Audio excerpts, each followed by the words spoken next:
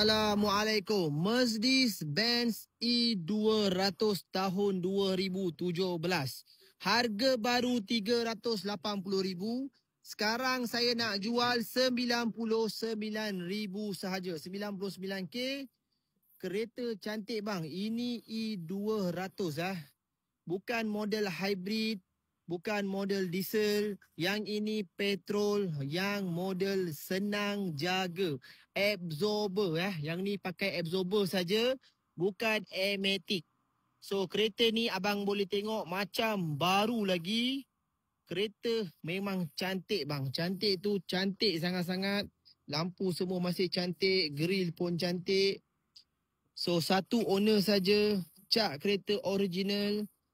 Abang tengok luar ni pun dah cukup cantik. Kereta mewah macam baru. Dalaman abang tengok terus beli punya bang. Memang terus beli.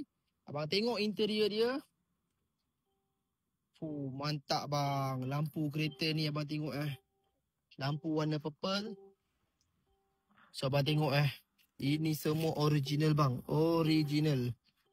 Cantik bang. Cantik macam baru. Abang tengok kereta ni. Skrin semua masih mantap. Abang tengok steering semua cantik bang. Semua cantik. Memang cantik tu. Cantik sangat-sangat. Abang tengok kereta ni, sistem dia. Semua cun mantap lagi.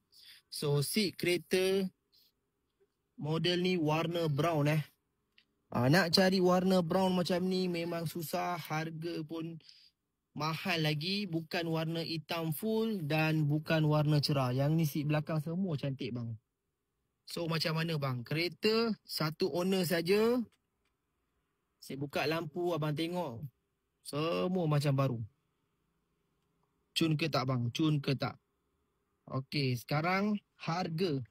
Harga yang kami nak jual 99K saja. Okey, seat semua cantik, kereta cantik, tak ada masalah. So lampu belakang pun masih cantik lagi bang. Harga 99K, siapa cepat dia dapat, cukup-cukup murah, termurah di Malaysia bang. Okey, kunci semua ada, 2 kunci kunci spare semua komplit.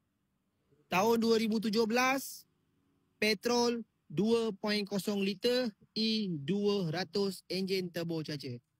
So datang kedai, beli saja. Assalamualaikum.